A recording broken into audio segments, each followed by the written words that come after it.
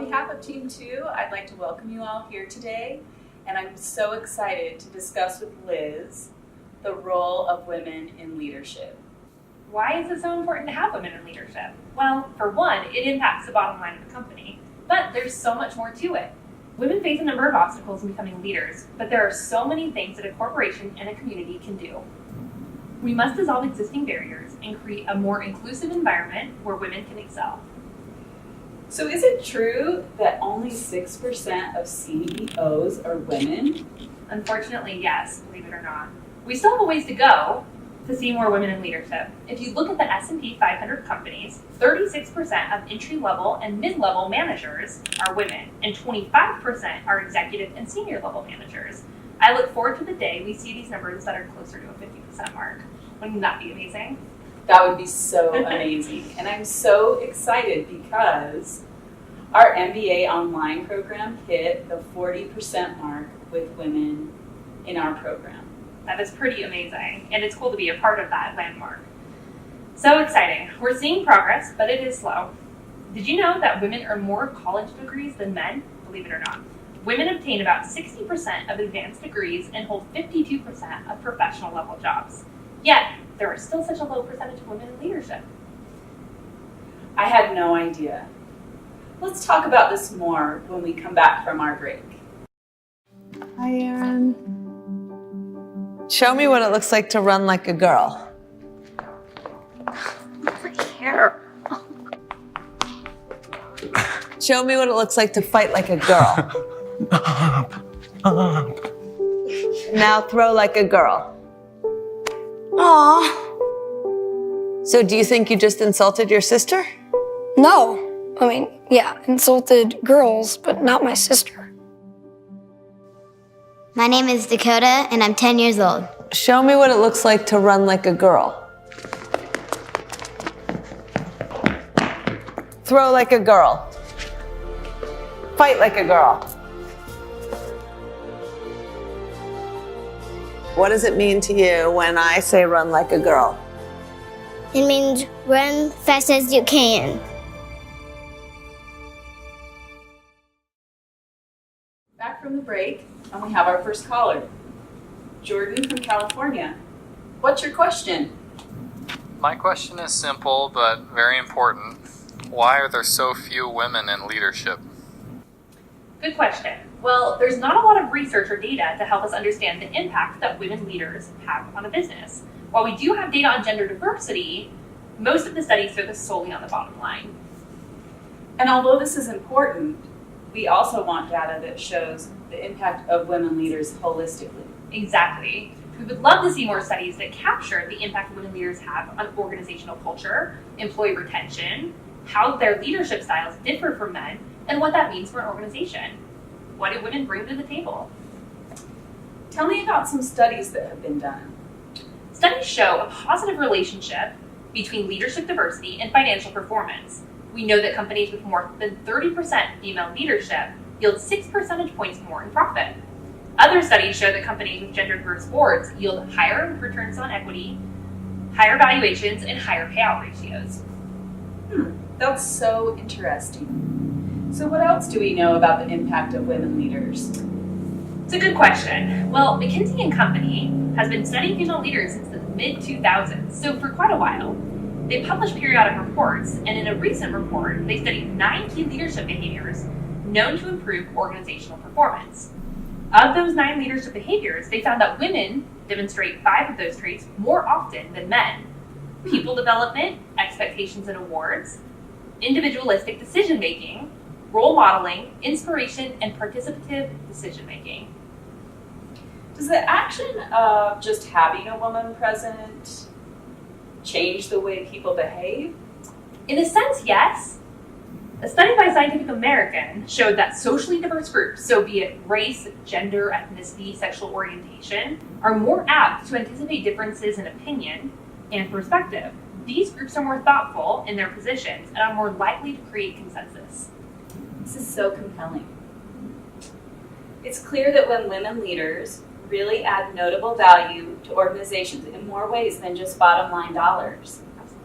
It's also mind-boggling that more organizations do not make an effort to have gender diverse leadership teams. Oh, look, we have a caller on the line. Shanna from Florida. What's your question? Yes, I've been listening to your discussion and I'm just sitting here thinking to myself, why is it 2018 and we still see so few women playing the role of a leader? What is stopping them? Well, that's a really good question, and there are a lot of different answers. Cultural, economic, organization, and policy barriers all impact the number of women in leadership. What are some of those barriers? Let's talk about this. First and foremost, I'll point out some of the more obvious answers. Sex discrimination, gender inequality, the wage gap. Right? I saw data recently that said for every dollar a man earns, a woman earns 80 cents. Yes. And a lot of women experience sexual harassment, microaggressions, and at some point in their career. This certainly holds many women back from advancing in their careers and stops even some of them from entering the workforce. We have unfortunately seen and heard about many of these experiences recently in the Me Too movement. It's so sad. Unfortunately, that is a major obstacle for a lot of women. Another thing we see all too frequently in the workplace is bias, particularly second-generation gender bias or gender stereotyping. I read an interesting study from the American Association of University of Women titled Barriers and Bias, in which it says a significant body of research shows that for women, a subtle gender bias that persists in organizations and society disrupts the learning cycle at the heart of becoming a leader. Unconscious and implicit bias. Many people do not even realize they have a bias towards women. Yes, absolutely. And I cannot tell you how many times I've been sitting in a room with all men, and when I suggest an idea, it is sometimes brushed over as if I said absolutely nothing. Right? We also see bias in the media, where a woman can be portrayed as bossy, conceited, etc., and this impacts often subconsciously others' perceptions of women, particularly those in leadership. Absolutely. We could have a whole conversation about women in the media. Another obstacle women face on the pathway to leadership is access to mentors and networking. Some studies suggest that social capital gained from networking with influential leaders is more important for advancement than job performance. That doesn't surprise me at all. I'm inspired every day by female leaders. Like that woman's CEO of Pepsi Company. Her name is... Indra Nooyi. Oh, Indra Nooyi, yes. Yes. Yes, and Sheryl Sandberg. COO of Facebook. She's Right. incredible. She is so incredible. And Meg Whitman, CEO of Hewlett Packard. All women that are role models, that are inspiring us every day. Absolutely. The best way we can support other aspiring women leaders is through a sisterhood of support between women. We must support and empower each other. That's right. And you know that famous quote by Madeleine Albright, right? Of course. There's a special place in hell for women that don't help other women. I love that quote. So good. Looks like we have another question coming in. John from New York. Hi, great to be on the show. Is there any research that talks about the obstacles faced by women of color?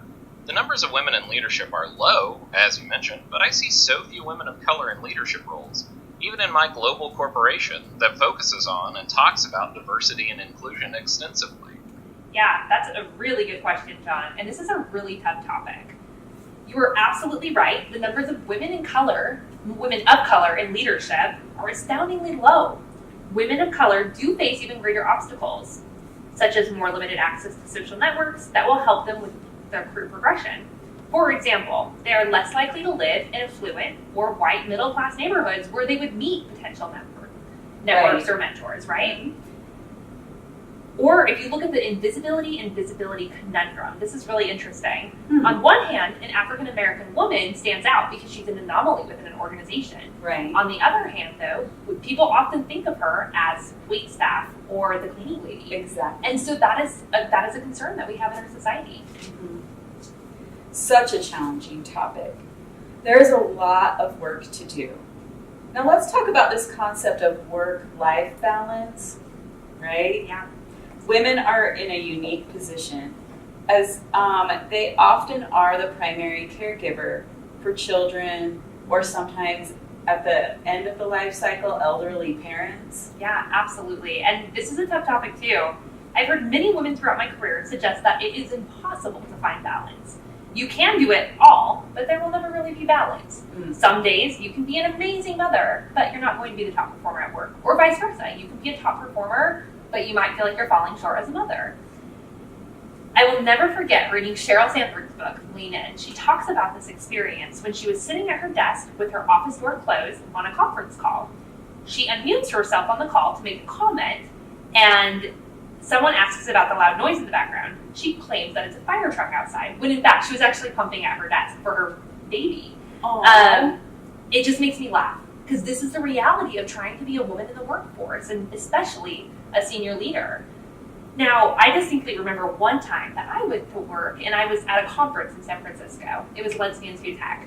And I was also pumping for my young baby. And I had to pump in a broom closet. And I just laugh about it because that's good that you could laugh about it, right? You have to make things work, right? And that was how I needed to make things work. But it is incredibly challenging to be a woman in the workforce, but especially a woman leader that other people look to for direction. And all too often, women are held back from career pursuits because they want to start a family and they don't have access to paid leave, or because they make less money than their spouse, they end up staying home with their children. That's exactly right, Emily. And I've seen this happen to many of my friends. I had a good friend that was moving up into her career, absolutely loving it, and then her and her husband decided to start a family. Her husband was in medical school and had more income potential. So when they wanted to start a family, she automatically stayed home. And it wasn't even really a conversation between the two of them. That being said, many women feel like it's career or family, not both. It's really hard to balance the two. That is really hard. Let's quickly talk about confidence. From what I know, there is a gender confidence gap between men and women. Absolutely. Men are socialized to be confident, assertive, and self-promoting, while cultural attitudes towards women as leaders suggest that it's often inappropriate or undesirable for women to possess those characteristics. That's exactly right. This is absolutely contributing to the underrepresentation of women in leadership.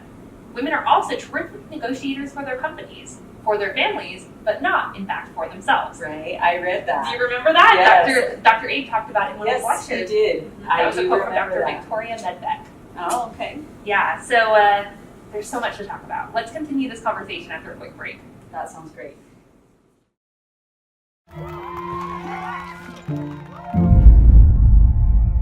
What do I tell my daughter? Do I tell her that her grandpa's worth more than her grandma? That her dad is worth more than her mom? Do I tell her that despite her education, her drive, her skills, her intelligence, she will automatically be valued as less than every man she ever meets?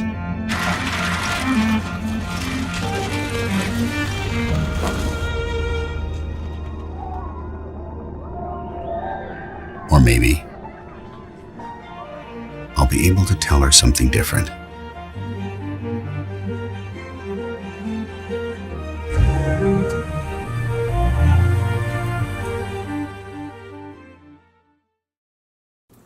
Welcome back.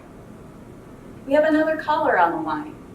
Brittany from Texas, what's your question? Hi, y'all. The company that I've worked at for years has had a leadership team of only men. Recently, I was promoted into a leadership role, which took years longer for me to get into in comparison to men with equal experience and skill. Now that I am in this leadership position, I want to take an active role in making a change to the culture, specifically around women in leadership. Do you have any advice on tools I can provide or ideas on how to change the work environment I am in so I can ensure women are moving up in a time frame that reflects their skill and experience? Brittany, that is a great question. First of all, congratulations on getting promoted to leadership. Yes, congratulations. Yeah, really exciting, and that's a huge accomplishment in your career. By you calling in and asking these questions, you're taking the first step to addressing these issues in your culture. First off, an easy shift that you can enforce within your culture is creating a framework that supports productivity at work. as opposed to rewarding a long-hour day. This can ease the burden of employees with familial obligations. Your company's culture should also allow for employees to be vocal regarding their individual roles, workloads, and needed flexibility based on their individual circumstances. Yes, I had a female manager do this for me, and it made a huge difference in my stress levels. It gave me more confidence, and it became a norm in our department. Definitely. It makes a huge difference. That's exactly what you're looking for in your career. Secondly, policies should be created that support educational training programs for women. This provides women with the needed skills to advance to more senior level positions. Lastly, you are in a great spot to immediately implement my last piece of advice, mentoring. Women need mentors, especially to be mentored by other women, which is extremely beneficial. You can cover not just basic leadership skills, but also focus on developing their business, strategy, and financial acumen. Well, we've covered a lot today. We certainly have. Thank you, Liz, for your insights. Thank you, Emily. Such a pleasure. To wrap this up, would you provide some action items men and women can take to better help women leaders in the workplace? Yeah, good question. So first of all, create an open and honest discussion with your top management team about gender prejudices. Second, create an equitable workplace culture with flexibility and fair expectations for men and women. Enforce fair policy through things like diversity training and blind resume screening, very important. Have current leaders in position of influence actively support, sponsor, and guide women in their careers. Lastly, you have to hire the qualified women. A lot of people are missing out on good talent because they're not looking for it. We encourage you to take a quiz offered by AAUW to test your implicit bias toward women leaders. We will link it here and in the description below. As you focus on small wins, your organization can make a difference. Let's end this little chat with a quote from Sheryl Sandberg's book, Lean In. In the future, there will be no female leaders. There will only be leaders. Thank you for joining us today for a chat with Team 2.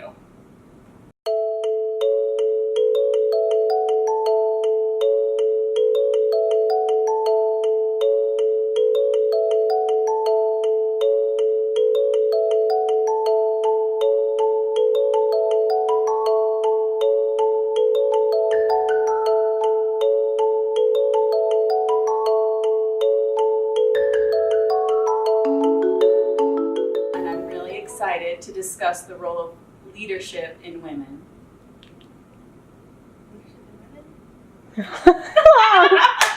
No. I'm really excited to discuss the role of women in leadership. No. I got all nervous. Like, what did I say wrong? In the most recent data I saw from the U.S. Census,